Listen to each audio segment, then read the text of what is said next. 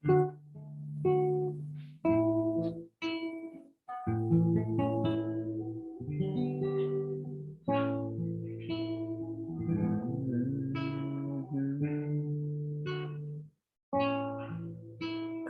tahu hatiku Tuhan, Kau tahu rinduku Tuhan, Kau tahu harapku, Kau tahu mimpiku di tangan-Mu Tuhan. Dalam setiap jalanku,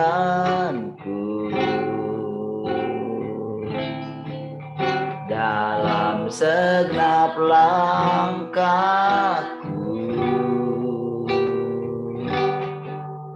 hanya Kau Tuhan yang ku andalkan menghadapi semua. Yesus, Kau anugerah terindah dalam hidupku. Kau sungguh berarti di setiap jalanku. Anugerah-Mu selalu mempesonaku. Yesus, Kau terbaik, Yesus, Kau termanis di dalam hidupku. Kau tahu hatiku, Kau tahu hatiku Tuhan, Kau tahu rinduku Tuhan, Kau tahu harapku, Kau tahu mimpiku di tangan-Mu Tuhan.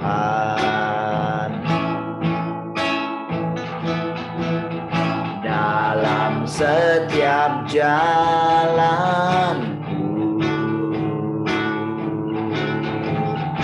dalam segenap langkahku,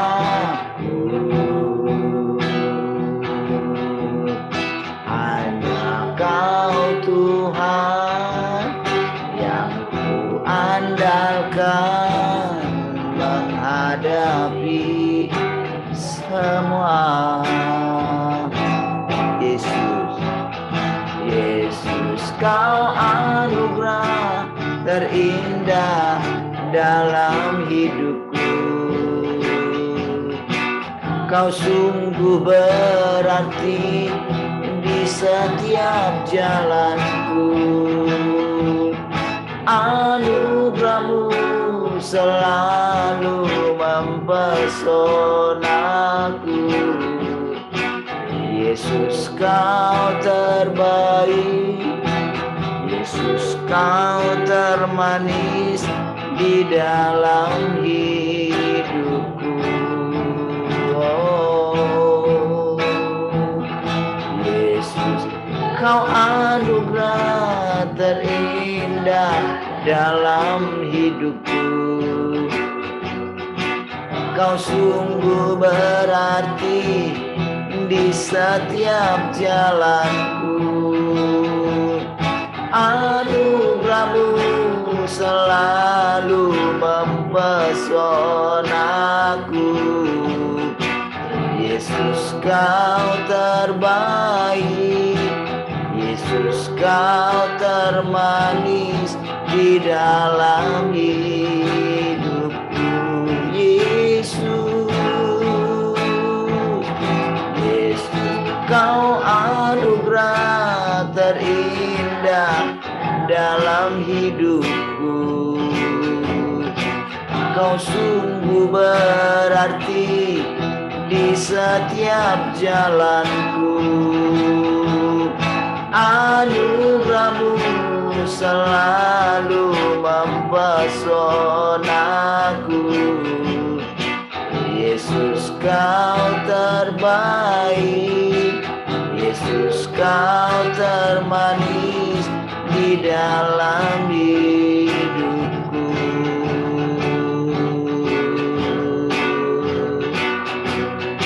Yesus kau terbaik, Yesus kau termanis di dalam hidupku.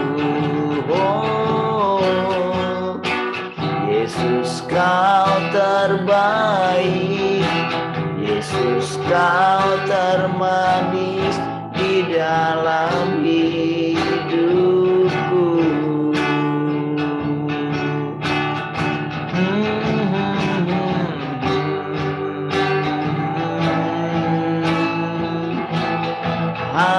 Haleluya, kau yang termulia.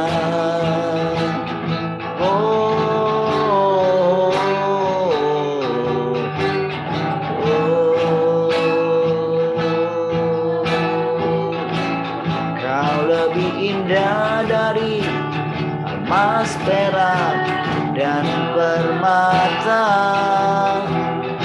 Kau lebih mulia dari semua yang di dunia. Sungguh ku terpesona akan Engkau, Kaulah yang terindah, berharga dari segalanya. Hanya Engkau, hanya Engkau di dalam hidupku. Kau lebih indah dari segalanya. Hanya Engkau, kekasih jiwaku. Namamu Yesus indah di hatiku. Kau lebih indah dari emas, perak, dan permata. Kau lebih mulia dari semua yang di dunia. Sungguh ku terpesona akan Engkau, Kaulah yang terindah, lebih berharga dari segala. Kau lebih indah, Kau lebih indah dari emas, perak, dan permata. Kau lebih mulia dari semua yang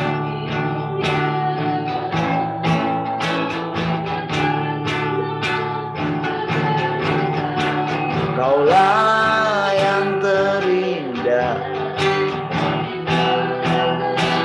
dari segalanya, lebih berharga dari segalanya, lebih berharga dari segalanya.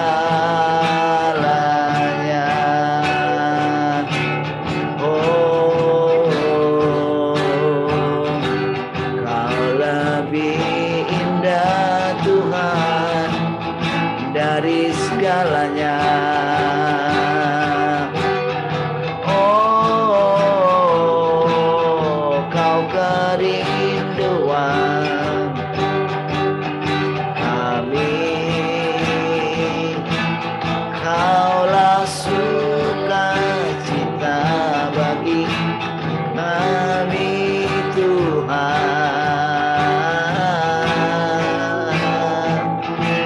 Haleluya.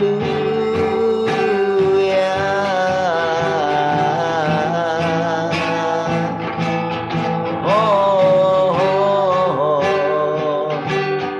haleluya.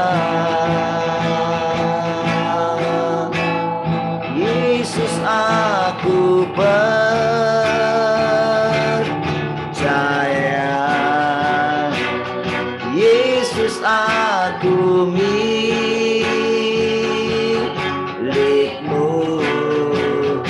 ku hidup karenamu,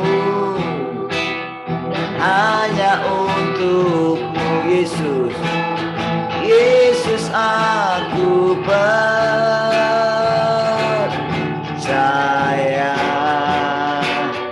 Yesus aku milikmu,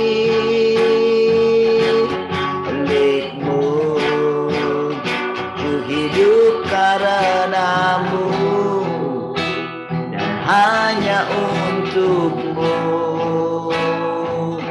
selamanya.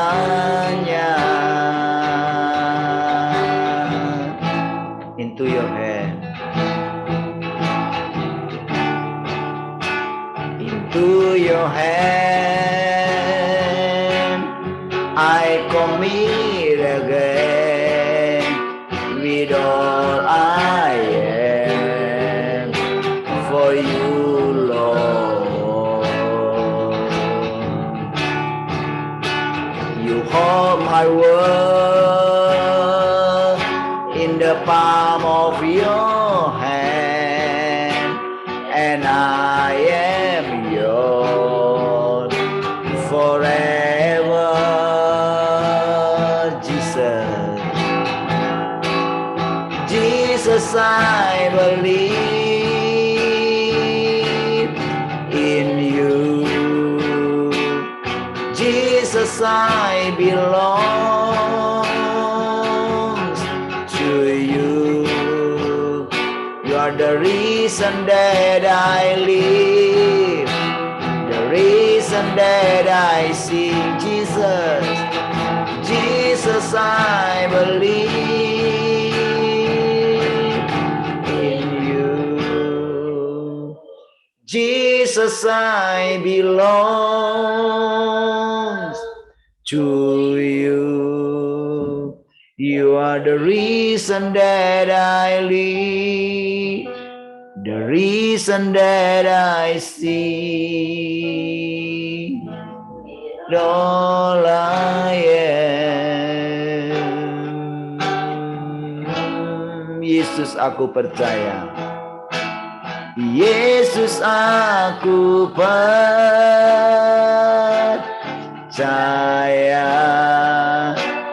Yesus aku milikmu,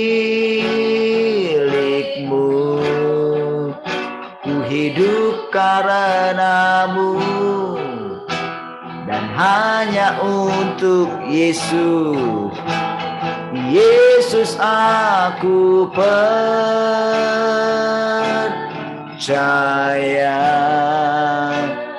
Yesus aku milikmu,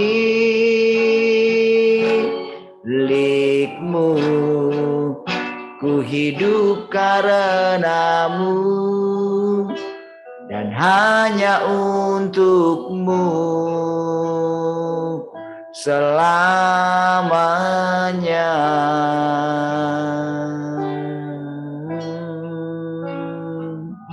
I will worship you, I will worship you. Ku menyembahmu, ku menyembahmu, ku menyembahmu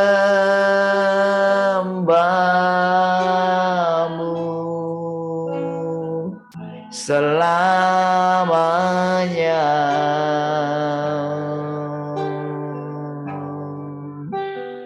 Oh, selamanya menyembahmu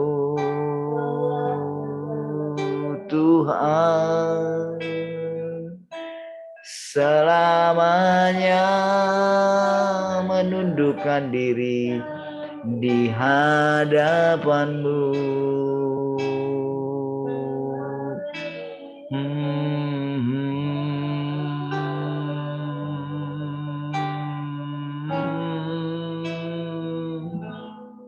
Terima kasih Tuhan, kami bersyukur pagi hari ini. Kami mengucap syukur, kami kembali boleh bersekutu. Terima kasih Tuhan. Kami boleh kembali dikenyangkan dengan perkataan-perkataan-Mu Tuhan. Engkau membimbing kami lewat perkataan-perkataan-Mu. Terima kasih Tuhan buat kehadiran-Mu yang nyata setiap hari di tengah-tengah kami. Kerajaan-Mu ada di antara kami. Dan kami tinggal dalam kerajaan-Mu. Kami hidup di tahta-Mu setiap hari Tuhan. Di hadapan-Mu setiap hari. Engkau berdaulat sepenuhnya atas hidup kami. Kami terus menaklukkan pikiran dan hati kami di bawah pikiran dan perasaan-Mu Tuhan. Terima kasih Tuhan, kami bersyukur dalam persekutuan ini. Haleluya. Mari semua yang mengasihi Tuhan sama-sama katakan amin. Baik, shalom semua, selamat pagi. Shalom, selamat pagi. Shalom, selamat pagi semuanya. Ya, puji Tuhan. Shalom Jelita.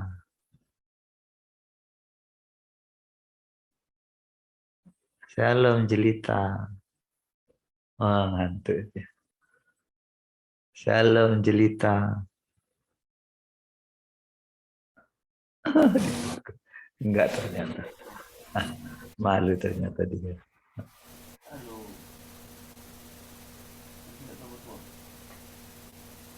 Salam bilang. Salam. Udah. Dah ada. Salam. Dah ada.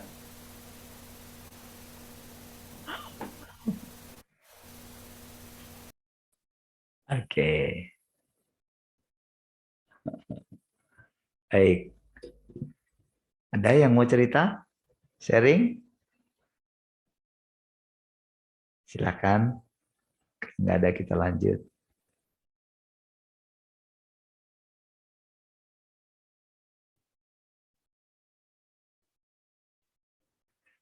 Oke. Tadi malam kita ini ya, dari firman Tuhan untuk alam semesta ya, bab 1. Sekarang kita coba kembali ke yang perkataan Kristus pada mulanya ya. Sekarang bab 9 kalau nggak salah ya. Ya.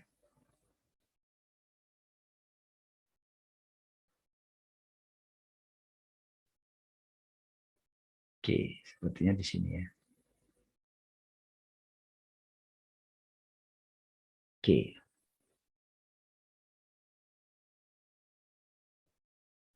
Dari awal mulai ya.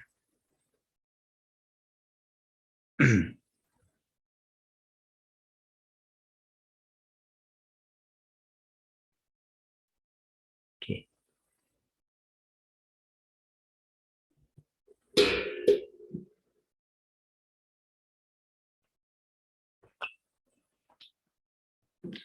Aku ingin mengingatkanmu bahwa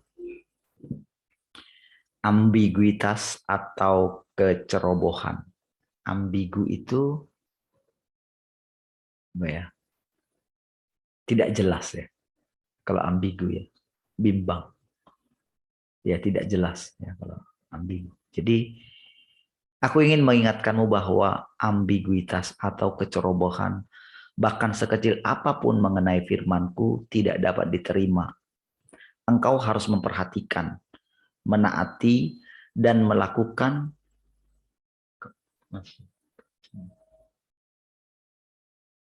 kurangnya aja di situ hike-nya.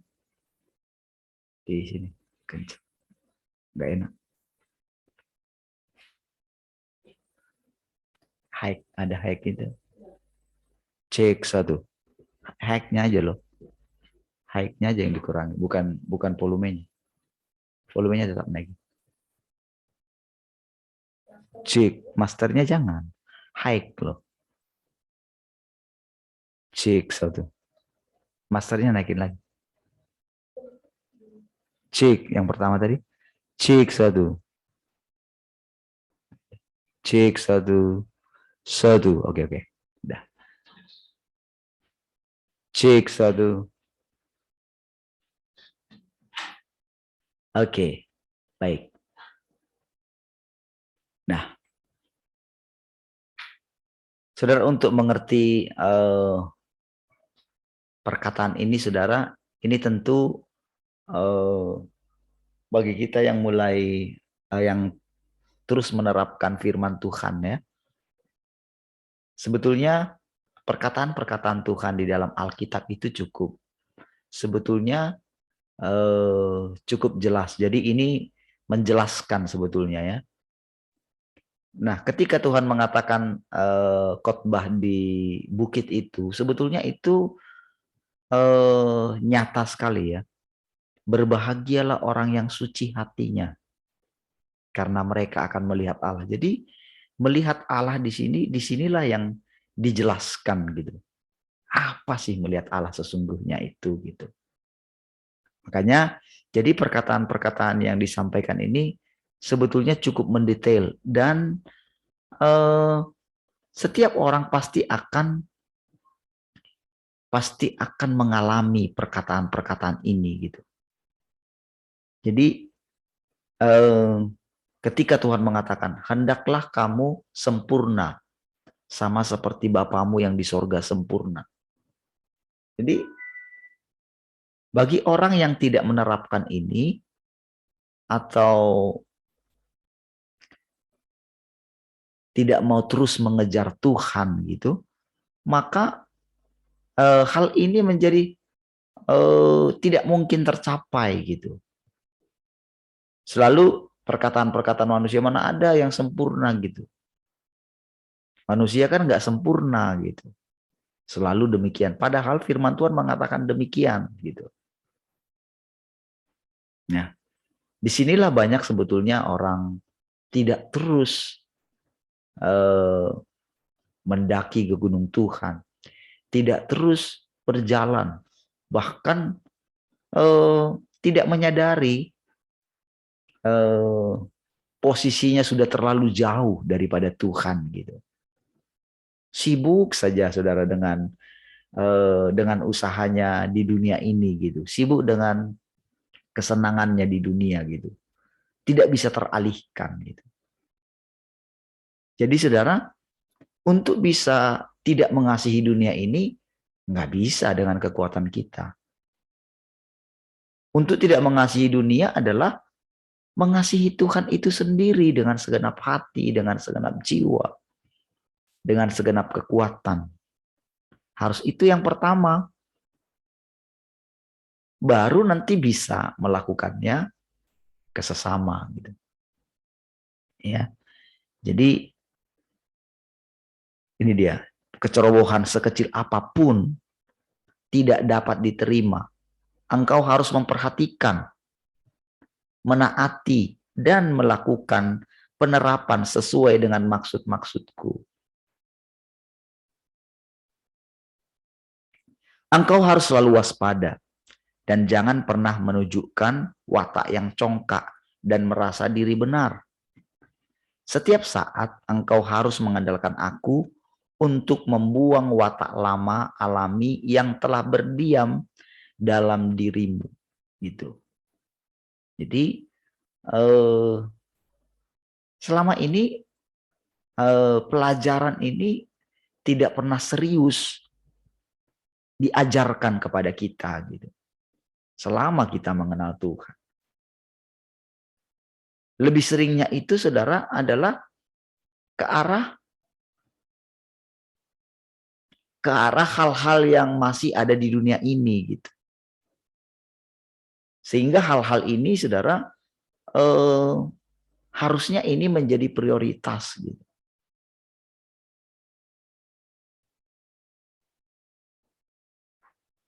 Engkau harus selalu mampu mempertahankan keadaan normal di hadapanku dan memiliki watak yang stabil. Pemikiranmu harus sadar dan jelas, dan tidak boleh digoyahkan atau dikendalikan oleh orang, peristiwa, atau hal apapun. Kan kita yang tahu, saudara, keadaan hati kita. Ketika diperhadapkan dengan kejadian, diperhadapkan dengan orang, dengan perkataan-perkataan orang, dengan pendapat orang gitu. Kita yang mengetahui kestabilan hati kita gitu, kestabilan pikiran kita gitu. Jelas enggak? Ketika orang ngomong sesuatu, itu menggoncangkan pikiran kita enggak? Ketika kita mendengarkan berita atau apa saja gitu. Biasanya itu, saudara, dari ketika kita berjumpa dengan orang-orang, mungkin orang-orang pintar, orang-orang rohani. Nah, jadi kalau kita tidak punya pengenalan yang jelas, maka kadang kita menjadi bimbang gitu. Ya. Dengan pengertian yang kita terima dari Tuhan. Dan biasanya ini secara pribadi gitu. Secara pribadi kita gitu. Makanya, saudara, Tuhan itu mengenal kita pribadi lepas pribadi. Di mana kita? Pengajaran apa yang terbentuk selama ini dalam pikiran kita? Gitu. Kita mengetahui, dia mengetahuinya dengan jelas. Ya. Engkau harus selalu mampu untuk tenang di hadiratku dan mempertahankan kedekatan dan persekutuan yang terus-menerus denganku. Engkau harus menunjukkan kekuatan dan nyali. Nah, gini ya. Engkau harus menunjukkan kekuatan dan nyali dan berdiri teguh dalam kesaksianmu bagiku. Bangkitlah dan berbicaralah demi aku, dan jangan takut akan apa yang mungkin orang katakan gitu.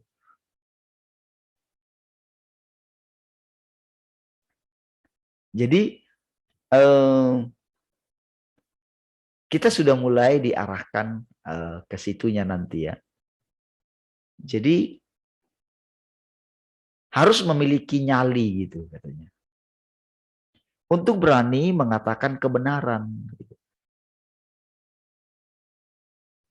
Kita mendengarkan perkataan orang, tapi ketika kita mengetahui kebenaran, maka kebenaran itu harus dinyatakan gitu. Sekalipun kita mendapatkan tantangan gitu. Disitulah nanti keteguhan hati kita itu teruji gitu.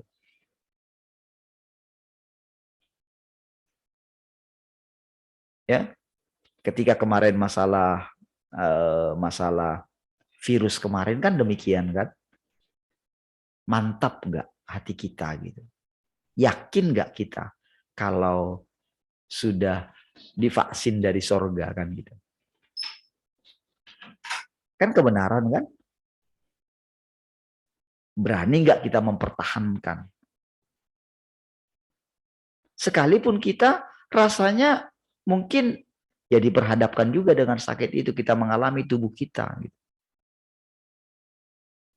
Ketika kita bicara dengan orang gitu. Ketika misalnya saya katakan kepada jemaat yang di tempat saya khotbah kemarin itu, ketika saya bilang, berani nggak kalian buka itu? Itu kan saya langsung menghadapi tantangan gitu kan, bantahan gitu. Tetapi apakah saya teguh gitu? Ya harus teguh. Jadi seperti itu biasanya kebenaran. Gitu. Jadi sikap seperti itu, saudara, itu diperhatikan oleh Tuhan. Gitu. Sikap hati kita. Gitu. Itu namanya tidak kompromi dengan dunia ini. Gitu. Dunia ini selalu mengajak kita itu, mengajak orang percaya itu, sudahlah gitu. Terimalah apa adanya. Memang dunia seperti itu. Ya. Berfokuslah memenuhi maksud-maksudku. Dan jangan biarkan siapapun mengendalikanmu. Apa yang kuungkapkan kepadamu harus kau ikuti sesuai dengan maksudku. Dan tidak dapat ditunda. Apa yang kau rasakan dalam lubuk hatimu, engkau merasa tidak nyaman, bukan? Engkau akan mengerti. Mengapa engkau tidak mampu berdiri dan berbicara demi aku, sembari memikirkan bebanku? Engkau bersikeras terlibat dalam persengkokolan yang picik. Tetapi aku melihat semuanya dengan jelas. Aku adalah penopang dan perisaimu. Dan semuanya ada di tanganku. Jadi apa yang kau takutkan? Bukankah engkau terlalu emosional? Engkau harus secepat mungkin menyingkirkan emosimu. Aku tidak bertindak karena emosi. Tetapi sebaliknya aku melakukan kebenaran. Nah, inilah sikapnya Tuhan. Jadi dia nggak bertindak sesuai dengan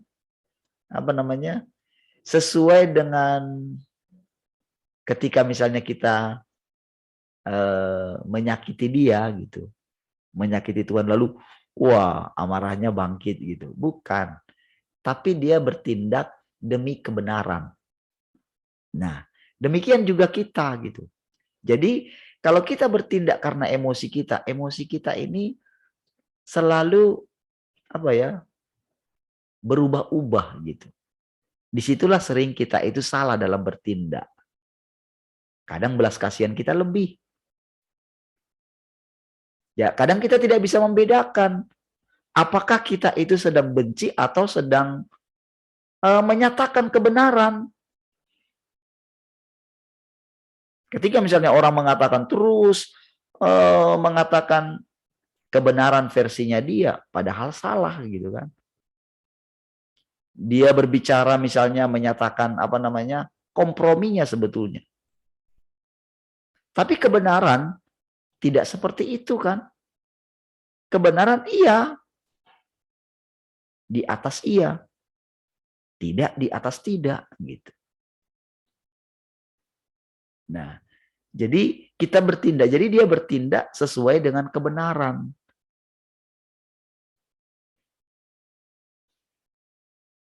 Makanya saudara, dengan kebenaran ini kita akan mengetahui motivasi hati kita. Gitu loh. Jadi saudara,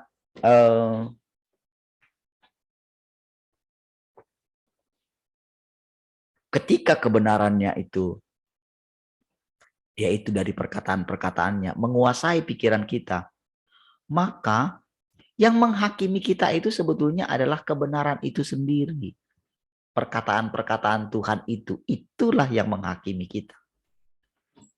Walaupun saudara, memang pada kenyataannya, karena memang perkataan itu tidak bisa terpisah dengan rohnya gitu. Jadi itu bedanya Roh Kudusnya dengan perkataannya gitu. Jadi perkataan ini saudara, jadi ketika kita mengingat, ketika perkataan-perkataan ini kita terima dan kita bertekad untuk hidup di dalamnya, maka perkataan-perkataan ini yang akan menuntun kita, membimbing kita gitu. Melepaskan kita dari segala watak yang lama, yang kompromi dengan dunia ini. Dunia ini saudara nggak jauh-jauh ada di dalam diri kita. Karena sudah menjadi watak alami kita gitu. Jadi pekerjaan ini panjang gitu. Kenapa bisa panjang saudara? Karena memang DNA nenek moyang kita juga ada di dalam kita.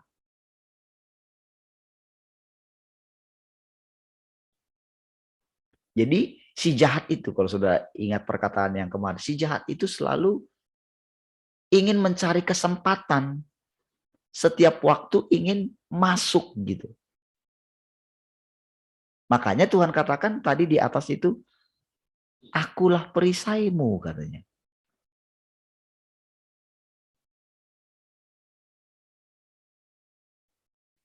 Jika orang tuamu melakukan apapun yang tidak ada manfaatnya bagi gereja, mereka tidak akan luput. Jadi saudara, jadi pada waktu itu kan banyak di antara mereka itu orang-orang muda gitu. Orang-orang muda yang harus ketika mereka mengikuti, tapi mereka selalu ditakut-takuti oleh orang tua mereka, karena orang tua mereka itu kan pada waktu itu kan ada di gereja yang lama gitu, yang takut terhadap PKT gitu loh. Sudahlah kita ya pada yang penting kita masih bisa makan gitu loh. Ngapain kamu menyusah-nyusahkan dirimu? Jadi para orang tua pada waktu itu karena takut, karena memang sudah terbiasa ya. Daripada mencari resiko gitu loh. Dan orang-orang itu adalah orang-orang Kristen gitu. Jadi kalau mereka tidak berani menyatakan iman mereka, mereka sembunyi-sembunyi gitu kan, maka ya mereka tidak akan mendapatkan serangan dari pihak PKT gitu loh. Tetapi ketika mereka mulai berani bersaksi, membagikan traktat gitu kan, membagikan salinan-salinan firman Tuhan yang maha kuasa itu, membagikan, jadi mereka pergi. Jadi pada waktu itu kan belum seperti sekarang kan. Kalau seperti sekarang kan sudah bisa diakses semua gitu. Kalau dulu kan tidak. Ini kan tahun 92 gitu. Berarti sebelumnya itu, saudara.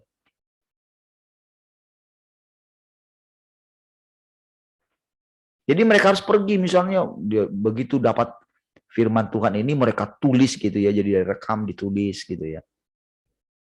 Ini dalam persekutuan mereka gitu.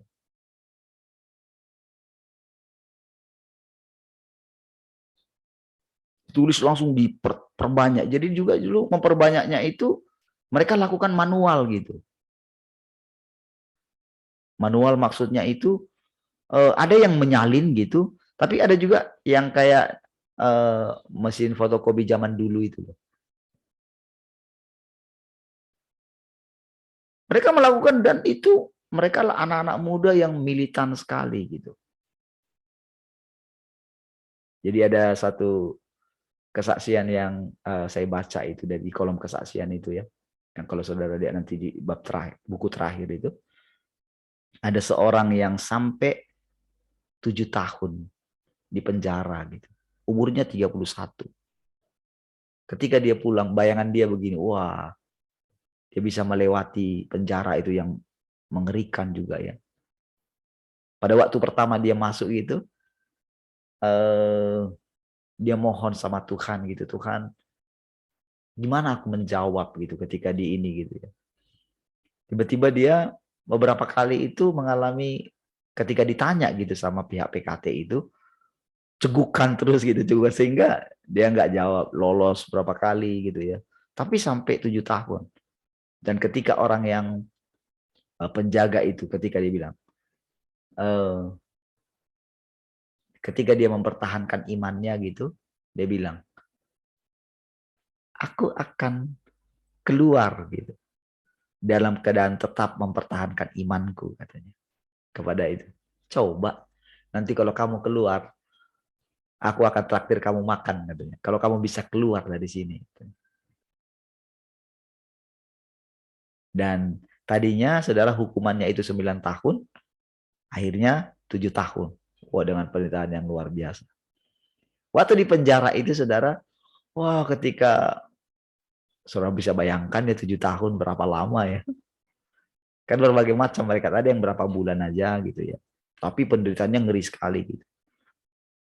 Ya. Ada yang dia 7 tahun gitu. Jadi betapa dia rindu lagi gitu, mau ingat yang dulu, mau melakukan lagi gitu. Nah, ketika dia berjumpa dengan keluarganya, itu orang tuanya tidak menerima dia lagi. Bahkan anak perempuannya tidak mengenali dia gitu. Jadi justru yang diterima dia setelah keluar dari penjara itu lebih parah lagi daripada yang di penjara. Itu makanya dikatakan tadi, jika orang tua mau melakukan apapun yang tidak ada manfaatnya bagi gereja, mereka tidak akan luput. Itu ya, jadi banyak di antara mereka harus benar-benar seperti murid-murid dulu, saudara. Mereka harus meninggalkan orang tua mereka. Gitu. Petrus itu, saudara, itu benar-benar harus meninggalkan orang tuanya. Jadi orang tuanya sudah, karena pada waktu itu kan orang-orang yang mengikuti jalan Tuhan itu kan disingkirkan gitu. Jadi para ahli-ahli Taurat, orang Farisi itu mempengaruhi orang tua mereka, saudara.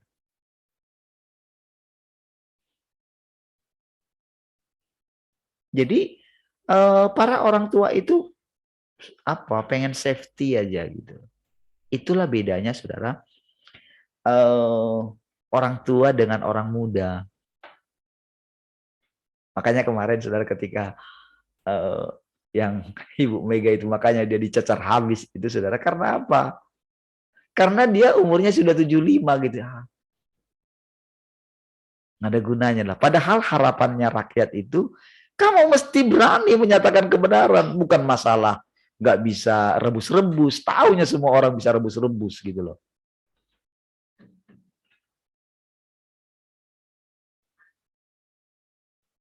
Jadi ketika sudah susah-susah, ibu-ibu itu ngantri, disalahkan gitu loh. Istilahnya dia, ibu-ibu itu yang disalahkan, itu yang buat rakyat itu makin menderita gitu loh. Padahal kan dia nggak tahu, makanya si Cak Nun itu bilang, itu nggak pernah dia menderita, nggak pernah dia ngutang, itu nggak pernah katanya. Karena dia hidup di istana dari dulu, dia anak presiden katanya gitu. Jadi reaksinya itu banyak sekali. Nah, jadi itulah bedanya, saudara, orang yang takut menyatakan kebenaran. Jadi, saudara, ingat dulu apa yang membuat Kaleb dan Yosua berbeda. Karena apa, saudara? Orang-orang Israel yang 10 itu, saudara, mereka bawa berita bohong kan. Mereka melihat diri mereka seperti belalang kan.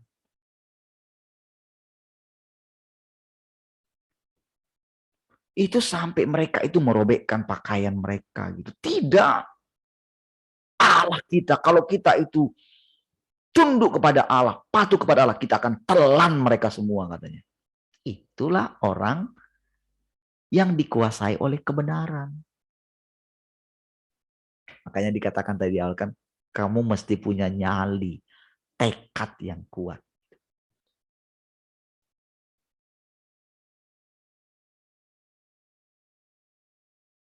Jadi ketika dia ada di situ, saudara, jadi banyak dia lihat gitu, ada yang di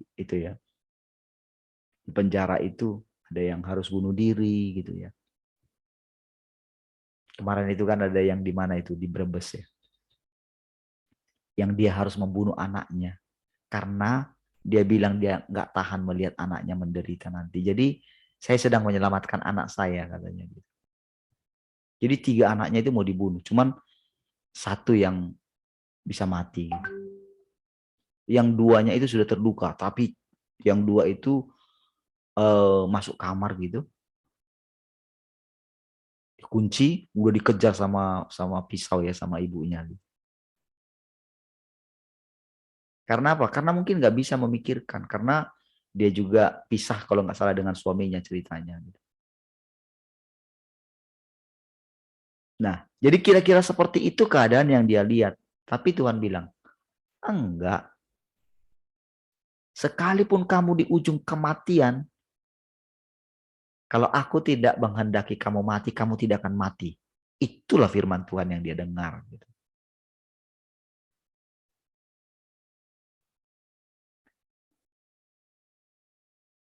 Jadi untuk membuktikan gitu bahwa Tuhan itu nyata. Memang saudara kalau ketika dia cerita itu, dia teringat bagaimana kecongkakannya dia, kesombongannya dia. Nah, gitu. Jadi kayak dihakimi gitu loh. Jadi watak lama kita yang dihakimi gitu.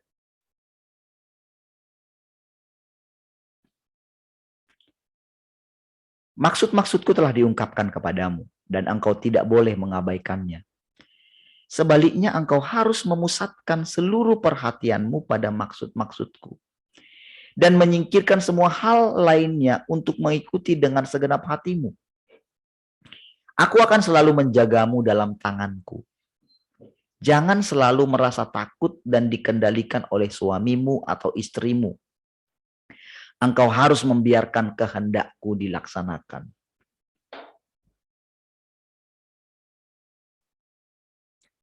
Milikilah iman. Milikilah iman. Akulah Tuhanmu yang maha kuasa.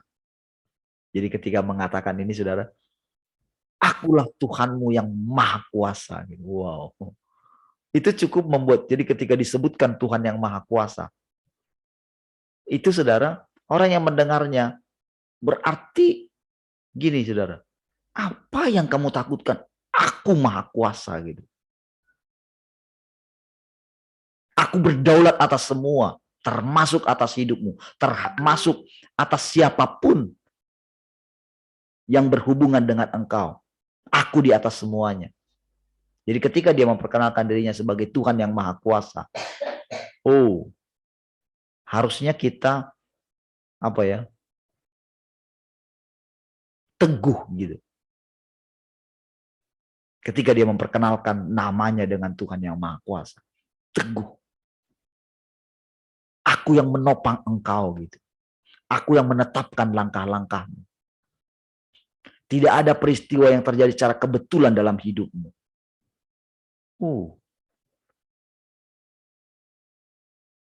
Jadi ketika kita memiliki takut dengan orang, dengan kebenaran orang, siapapun mereka gitu.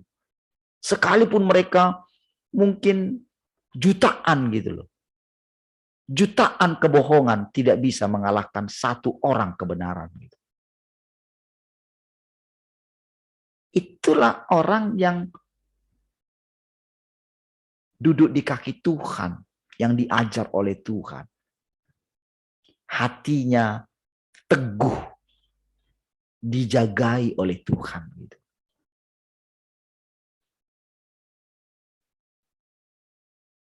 Jadi saudara, ketika ada orang mempertahankan kebenaran, wah itu mereka akan diserang gitu. Coba saudara perhatikan saudara di media sosial, orang-orang yang diterangi oleh kebenaran gitu. Dia nggak takut dengan siapapun gitu.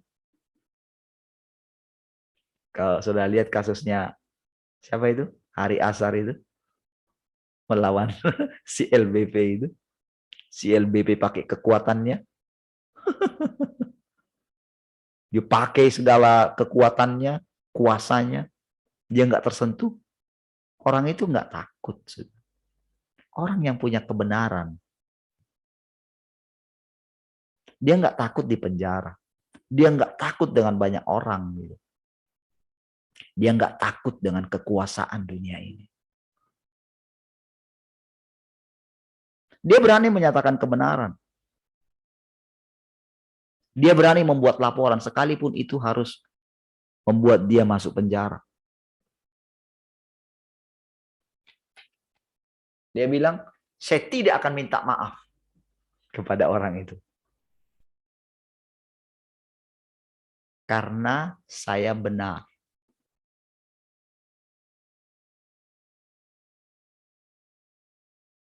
Saya tidak berbohong, dia bilang. Itu orang-orang yang jadi kebenaran itu membuat orang itu merdeka. Nggak takut dengan ancaman.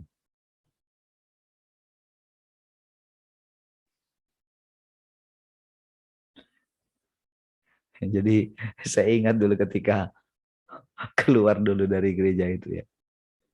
Itu benar-benar saudara, saya yang dipanggil duluan gitu. Bukan yang lain. Padahal saudara yang keluar itu kan ya gembala-gembala sebetulnya kan. Saya kan bukan gembala pada waktu itu. Tapi saya yang dipanggil duluan gitu.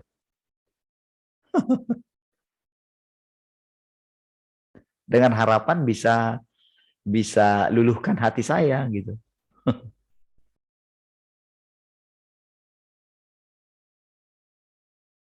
Ya saya nggak tahu juga kenapa saya duluan yang dipanggil ya.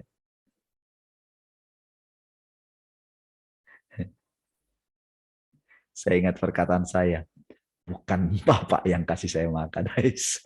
Itu bikin merah saudara mukanya.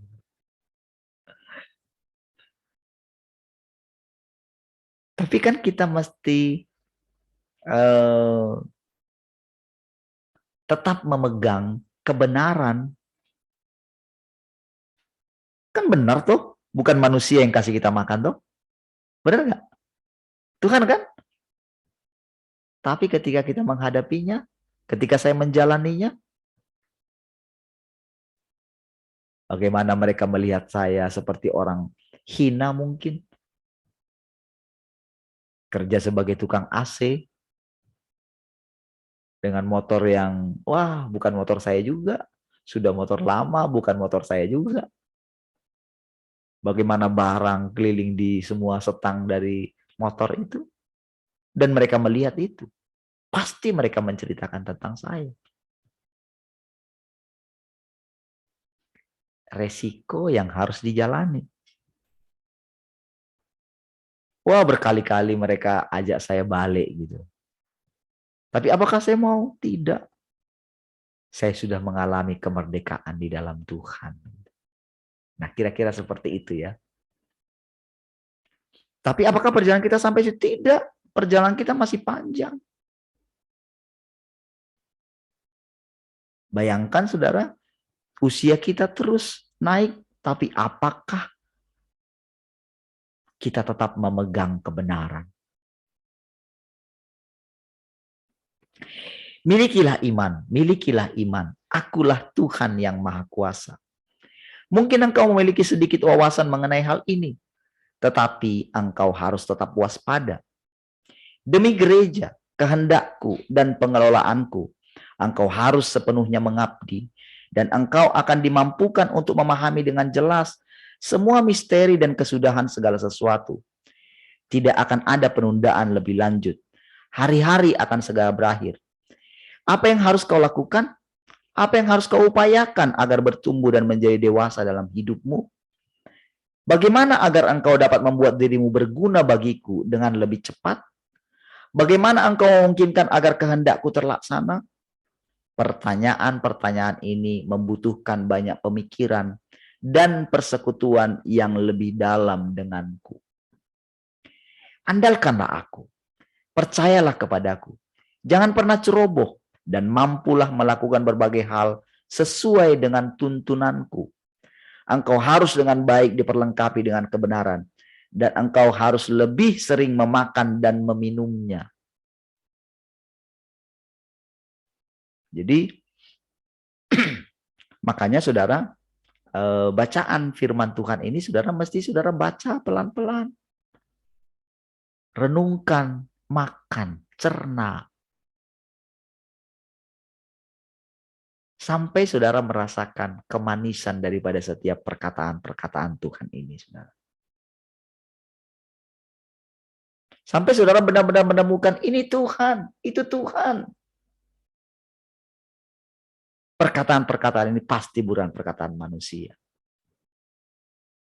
Tapi ini perkataan Tuhan, sekalipun yang mengucapkan itu manusia. Dan memang harus manusia yang mengucapkannya.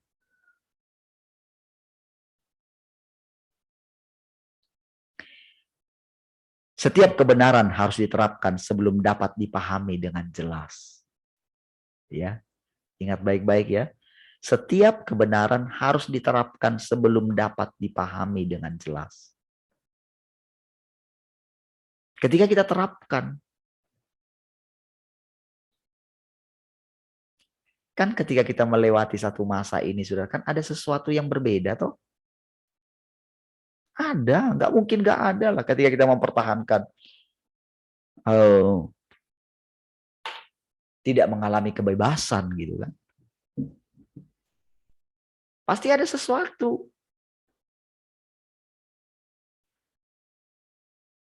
Yang kita pahami. Apakah engkau sekarang merasa bahwa engkau tidak punya cukup waktu? Apakah engkau juga merasa bahwa di dalam dirimu engkau berbeda dari sebelumnya? Dan bahwa bebanmu sekarang tampaknya sangat berat? Maksudku ada pada dirimu. Engkau harus berpikiran jernih. Jangan melepaskan diri darinya. Dan tetaplah terhubung dengan aku. Tetaplah dekat denganku. Bersekutulah denganku. Perhatikanlah hatiku. Dan sangguplah bekerja sama dengan yang lain untuk melayani. Sehingga maksud-maksudku akan selalu dinyatakan kepada engkau semua. Setiap saat perhatikan dengan seksama. Perhatikan dengan seksama. Jangan kendur sedikit pun. Itu adalah tugasmu dan pekerjaanku berdiam di dalammu.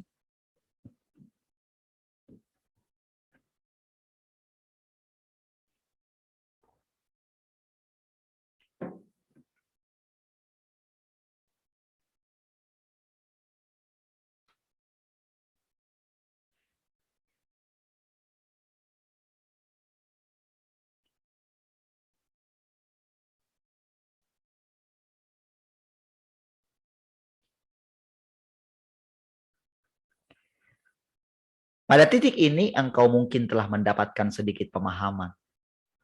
Dan merasa bahwa ini sungguh luar biasa. Engkau mungkin memiliki keraguan di masa lalu. Merasa bahwa itu sangat berbeda dengan konsep, gagasan, dan pemikiran manusia. Tetapi engkau pada dasarnya memahaminya sekarang. Ini adalah pekerjaanku yang menakjubkan. Dan ini juga adalah pekerjaan Tuhan yang menakjubkan. Engkau harus sepenuhnya terjaga dan menunggu pada saat engkau berjalan di dalamnya. Saudara, sebelum kita menerapkan perkataan-perkataan ini, semua seperti ambigu.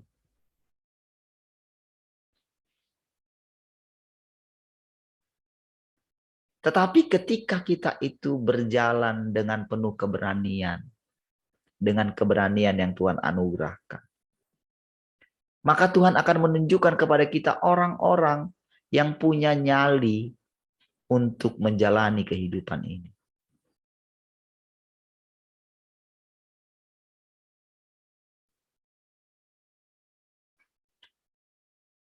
Punya keberanian.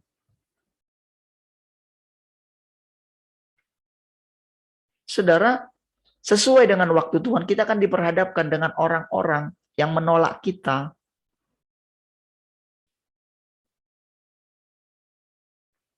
Kalau bukan karena saya punya sikap begini, sudahlah Tuhan, biar sendiri pun saya. Kalau saudara ingat dulu itu, saudara ya. Bagaimana rasanya saya bertentangan mungkin menurut saudara dengan istri saya. Gitu. Saya pengen melarikan diri. Gitu. Itu jujur apa adanya. Tapi saya terbuka di hadapan Tuhan. Saudara, kita dipanggil sendirian. Tetapi ketika kita mengerti ini, saudara, maka kita akan saling menopang satu dengan yang lain. Kalau sekarang rasanya makin jelas, saudara. Bukankah karena ada orang yang mempertahankan kebenaran?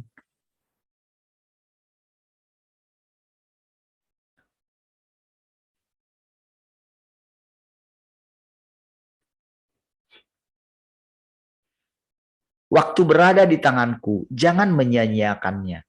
Dan jangan pernah kendur barang sesaat pun. Menyia-nyiakan waktu menunda pekerjaanku dan mengakibatkan kehendakku terhambat dalam dirimu. Engkau harus merenung dan sering bersekutu denganku. Engkau juga harus membawa semua tindakan, gerakan, pikiran, gagasanmu, keluargamu, suamimu, anak lelaki dan perempuanmu ke hadapanku.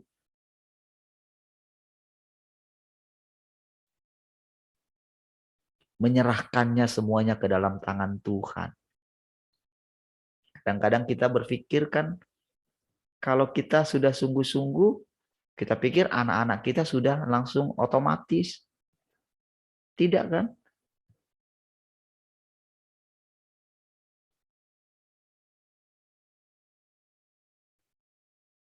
Untuk anak-anak saya itu, untuk anak saya Brian kemarin itu bisa punya teman main bola gitu di komplek belakang ya. Bagi saya, saudara, saya senang sekali, saudara. Karena dia berani cari teman sendiri. Bagi saya itu satu penghiburan. Gitu. Walaupun penghiburan itu sekecil itu, saudara. Karena bagaimana saya bisa menjaga itu, melarang dia jangan main handphone. Gitu. Sementara permainan apa yang mau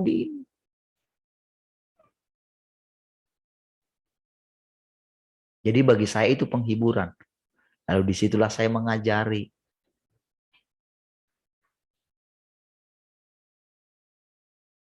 Jaga perkataanmu. Jangan ikut mereka. Mereka yang harus ikut kamu.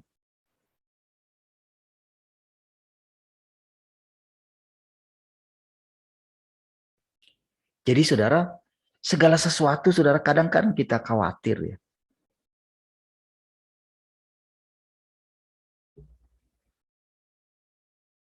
Tetapi saudara, kita mesti serahkan semua ke dalam tangan Tuhan. Serahkan dengan iman, artinya kita mempercayakan sepenuhnya bahwa Tuhan pun berbicara untuk anak-anak kita. Untuk setiap keadaan kita. Saudara mungkin terlalu tinggi menurut saudara. Masa sih bisa menanti-nantikan Tuhan terus? Oke, mungkin saat ini saudara belum mencapai. Tetapi suatu saat saudara akan mencapainya.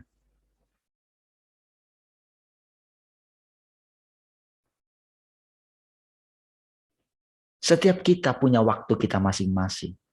Tidak ada yang terlambat, tidak ada yang terlalu cepat. Gitu. Kalau kita tetap duduk di kaki Tuhan, dia tahu bagaimana caranya menuntun kita. Gitu.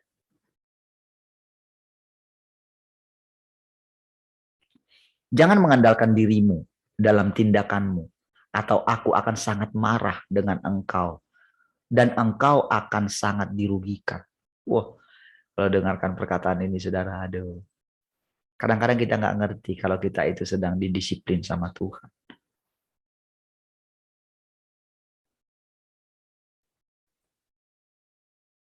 Karena apa? Karena tanpa sadar kita itu menjadi ceroboh gitu loh. Kalau kita sudah bersekutu dengan dia, pikiran kita ini cepat sekali untuk mengambil keputusan gitu. Di waktu yang lampau itu nggak apa-apa, tetapi ada waktunya itu sudah di luar batas normal gitu. Itu masih dalam pikiran, mengambil tindakan yang lain. Jadi sudah banyak hal yang kita tinggalkan. Tetapi ada untuk kasus tertentu, kita itu ceroboh. Dan menurut Tuhan ini sudah kelewat.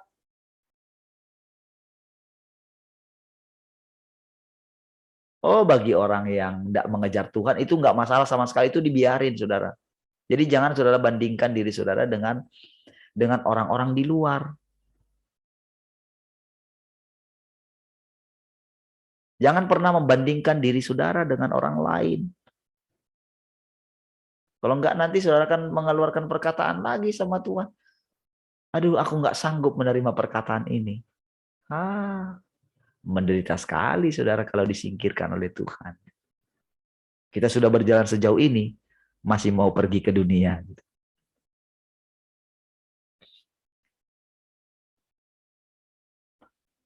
Tahan langkah-langkahmu sendiri setiap saat. Dan selalu berjalanlah dalam firman-Ku. Engkau harus memiliki hikmat-Ku. Datanglah ke hadapan-Ku jika engkau menemui kesulitan. Dan aku akan memberikan bimbingan. Coba saudara perhatikan perkataan ini. Ini kan rasanya Tuhan itu nyata sekali loh. Datanglah ke hadapan-Ku. Kalau kita nggak terbiasa dengan, kalau kita nggak menerapkan ini, saudara, kapan kita mau melihat Tuhan itu nyata? Kalau kita hanya mendengar lalu manggut-manggut, tidak menerapkannya, saudara sibuk, saudara dengan kekuatan saudara terus mengambil keputusan, gitu, berbicara, gitu. Ketika saudara menemukan kesulitan, saudara pecahkan terus masalah dengan pikiran saudara. Tanpa datang ke hadapan Tuhan. Atau kapan saudara bisa merasakan Tuhan itu nyata? Kalau saudara tidak pernah memulainya. Apakah langsung kita itu begitu datang di hadapannya? Apakah langsung Tuhan memberikan hikmat? Kan tidak. Kalau kita tidak memfokuskan diri kita, menenangkan hati kita.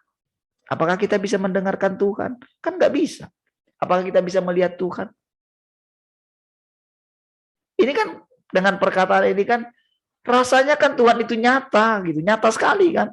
Datanglah ke hadapanku kan gitu.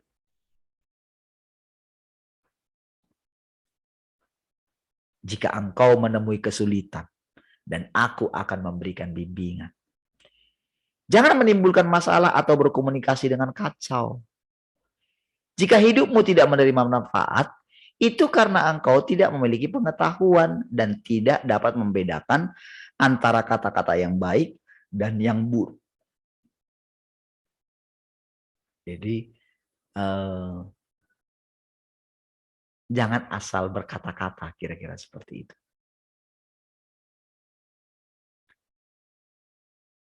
Engkau tidak akan menyadari hal ini sampai engkau dirugikan, berada dalam keadaan yang buruk dan tanpa kehadiran Roh Kudus. Tetapi pada saat itu semuanya sudah terlambat. Maksudnya terlambat untuk kasus itu gitu. Di waktu yang lain kita mesti melewati lagi. Waktu begitu mendesak sekarang. Jadi engkau tidak boleh tertinggal bahkan sedikit pun dalam perlombaan kehidupan. Engkau harus mengikuti jejak langkahku dengan amat seksama. Ketika kesulitan apapun muncul, seringlah melakukan perenungan dengan tetap dekat denganku dan bersekutulah denganku secara langsung. Wes. Kalau secara langsung itu, saudara, itu melampaui. Jadi kadang ada kita begini, saudara. Satu perasaan nanti, saudara, ketika saudara menemukan kebenaran dari setiap perkataan ini, saudara akan menemukan, wah, saudara tidak bisa melepaskan perkataan-perkataan dari firman Tuhan yang Maha Kuasa. Tetapi ada masanya kita harus langsung mendengarkan dari Dia. Langsung. Itu artinya di sini. Jadi kita mendengarkan langsung perkataan-perkataannya. Istilahnya, sekalipun ini nggak kita baca gitu. Tetapi ketika kita komunikasi langsung dengan Tuhan, Tuhan akan membuktikan bahwa perkataan-perkataan ini tidak terpisahkan dari Tuhan itu sendiri. Disitulah kita mengetahui bahwa Tuhan itu nyata. Makanya Dia mesti melatih kita ngomong langsung dengan Dia. Dan kita mendengarkan langsung setiap hari. Itu latihan. Dan jangan pernah menganggap engkau sudah tahu semuanya tentang Tuhan. Itu satu kebodohan. Yang harus saudara lawan. Jangan pernah merasa sudah tahu. Jangan pernah merasa, oh ini keputusan sudah tepat sekali. Gitu. Jangan-jangan itu karena kepintaranmu, itu karena pengalamanmu, bukan karena Tuhan ngomong. Daud harus ketika dia melakukan peperangan, dia terus tanya Tuhan. Peperangannya selalu berbeda. Dalam segala situasi, saudara. Dalam setiap keadaan.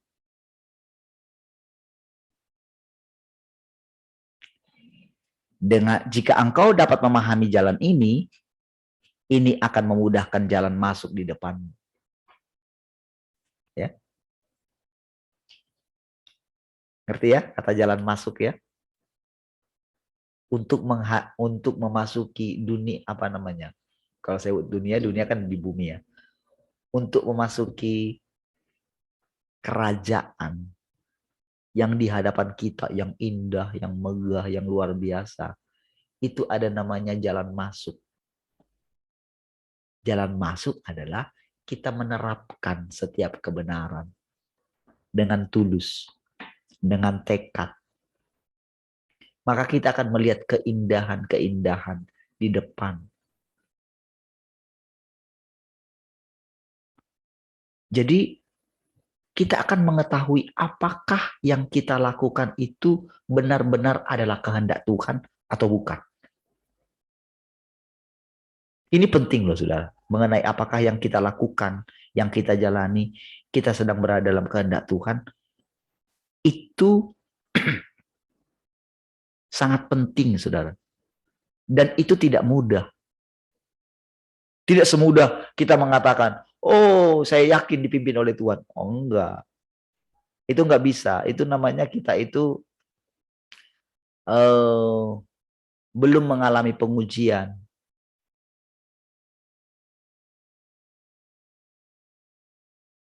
Ketika kita mengalami pengujian lah, baru kita tahu apakah kita sedang berjalan dalam kehendak Tuhan atau bukan.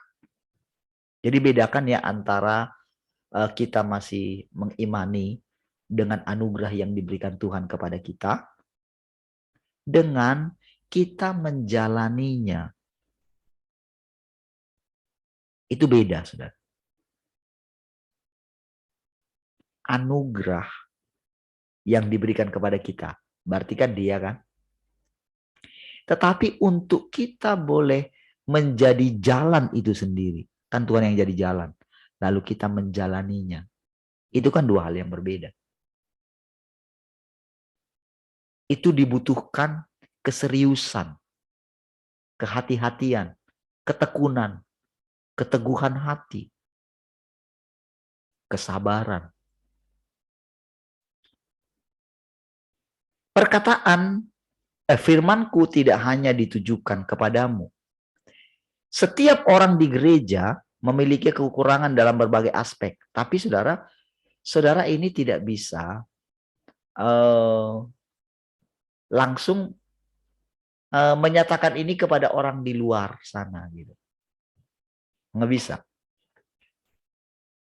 Tetapi di sini saudara karena kita sudah mengawalinya gitu, maka ini nggak boleh saya tahan untuk mengatakan semua ini.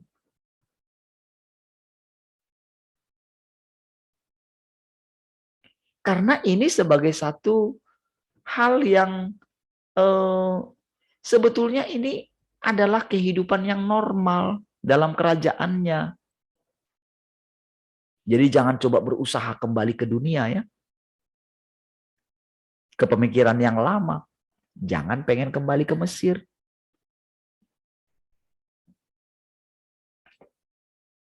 Jangan ikut komplotan orang-orang yang mau memberontak terhadap Tuhan.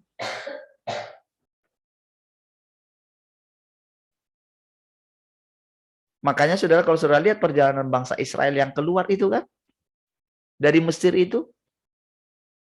Tuhan kan gak peduli kan dengan orang mayat orang berkelimpangan kan. Dia fokus. Dia mau melakukan pekerjaannya.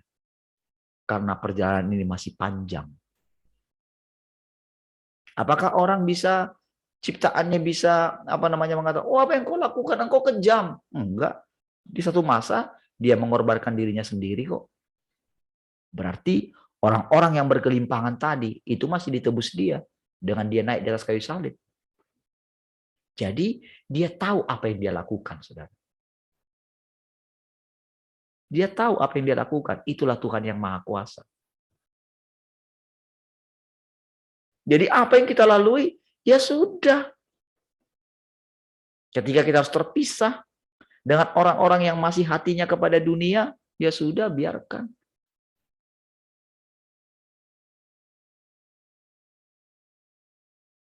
Saudara mesti terus berjalan mengikut Tuhan.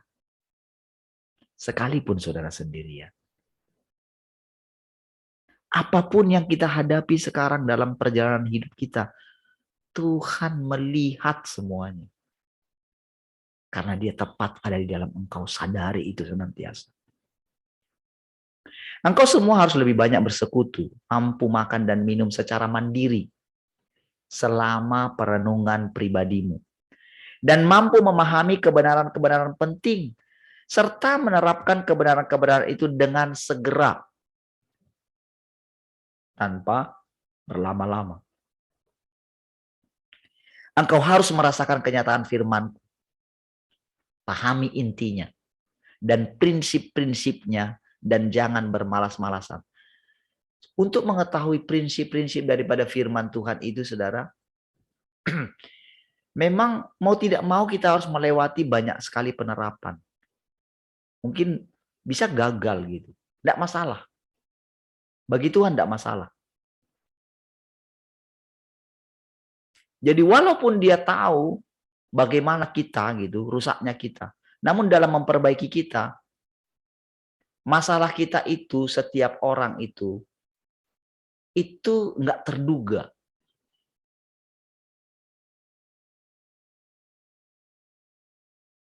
Itu yang membuat Tuhan itu selama dilihat kita itu masih ada kehidupannya dia.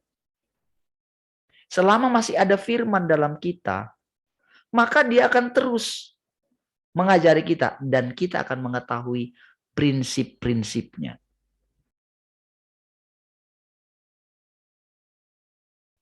Oh ternyata begini ya. Oh ternyata begini ya gitu. Jadi Tuhan mengajari kita itu bukan kayak kita itu kuliah untuk mendapatkan sertifikat gitu. Tapi dia mengajari kita praktek kehidupan. Jadi dia telah membuat dirinya itu seperti satu penemuan. Seperti satu barang penemuan gitu. Yang sangat luar biasa. Dia membiarkan dirinya ditemukan. Dengan dia memberikan prinsip-prinsip. Yaitu perkataan-perkataannya. Kita akan mengetahui. Tujuan dia bicara seperti ini apa ya? Apa yang mau dia kerjakannya? Dia kan ngajari kita gitu. Dan tahukah saudara? Dengan ini nantinya maka generasi selanjutnya yang akan kita ajari. Maka kita sudah punya dasar-dasarnya.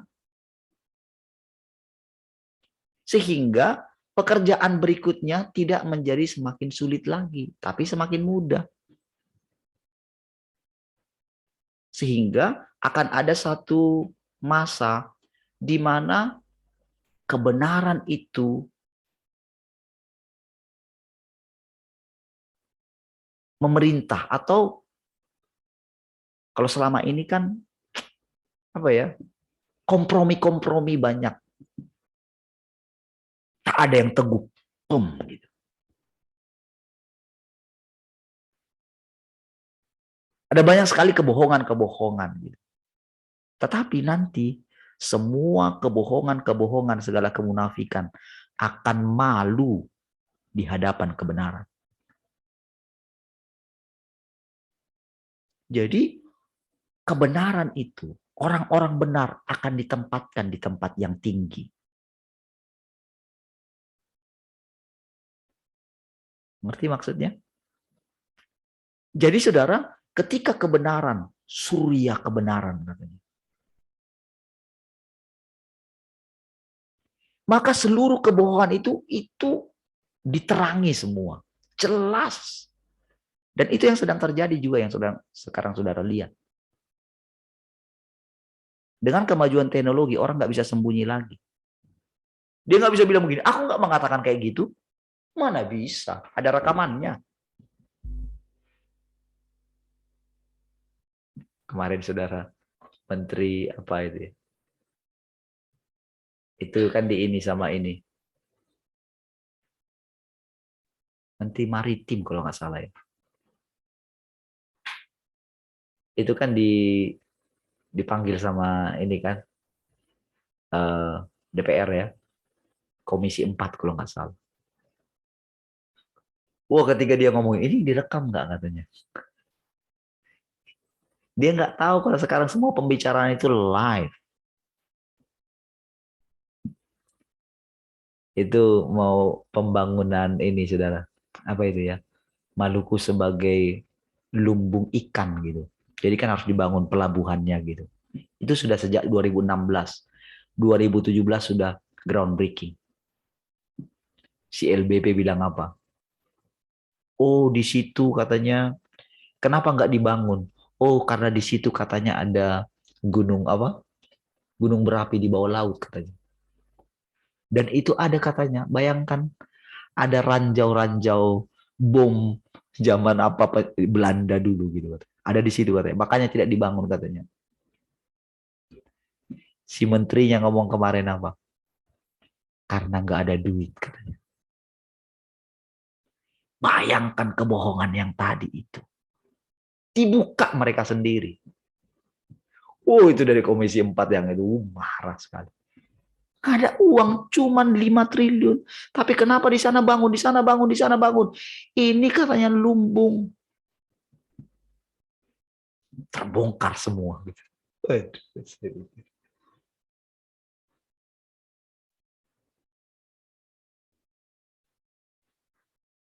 Saudara, seperti itulah saudara ketika. Jadi segala peristiwa yang terjadi ini saudara.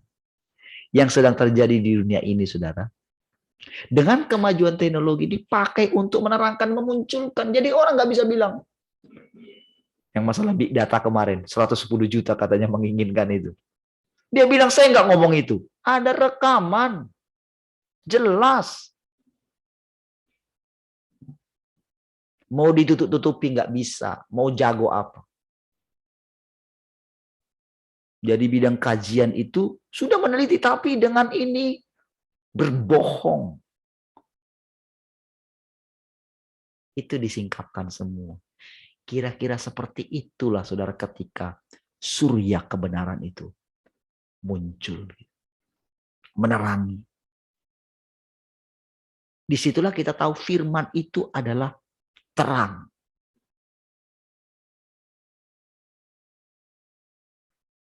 Ya kemunafikan semua orang itu terlihat.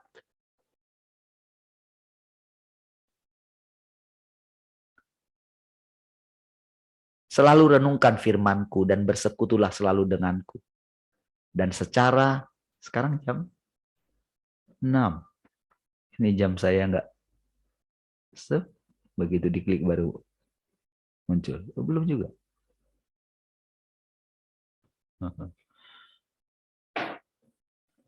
Secara berangsur-angsur berbagai hal akan diungkapkan. Engkau tidak dapat mendekat kepada Tuhan untuk sesaat dan kemudian tanpa menunggu hatimu tenang di hadapan Tuhan. Engkau menjadi terganggu ketika hal lain terjadi pada dirimu. Engkau selalu bingung dan tidak jelas tentang berbagai hal dan tak mampu melihat wajahku. Sehingga dengan demikian engkau tidak dapat memahami hatiku dengan jelas. Dan bahkan jika engkau bisa sedikit memahami, engkau tidak yakin dan tetap ragu. Saudara, saya akhiri sampai di sini, saudara. Saudara, melatih ketenangan gitu. Saudara, kita nggak boleh mengatakan kita itu sudah mengenal dia, sudah bertindak, tapi kita nggak memiliki ketenangan di dalam menunggu dia gitu. Dalam setiap keadaan yang kita hadapi, Ketika kita berjalan dalam hal apapun, saudara, itu nyata sekali. Kita bisa menjaga ketenangan hati kita. Dalam setiap keadaan akan diizinkan hal-hal yang rasanya kacau gitu loh. Tetapi orang yang menunggu di hadirat Tuhan akan memiliki ketenangan dalam segala hal. Itulah buktinya yang kita lihat. Sehingga saudara, kita ini akan menjadi sangat hati-hati. Jadi tujuannya itu saudara membuat peristiwa itu membuat kita masuk lebih dalam. Tidak menyanyiakan waktu kita. Gitu. Baik saudara, kita lanjutkan besok ibadah ya. Mari kita berdoa. Terima kasih Tuhan, kami bersyukur pagi hari ini. Engkau terus menuntun, memimpin kami. Terima kasih Tuhan. Kami bersyukur. Biarlah kiranya sepanjang hari ini kami boleh memuliakan Engkau. Terpujilah Engkau Tuhan untuk selama-lamanya. Mari semua yang mengasihi Tuhan sama-sama katakan. Amin. Puji Tuhan, Tuhan memberkati semua. Shalom. Sampai ketemu besok pagi ibadah.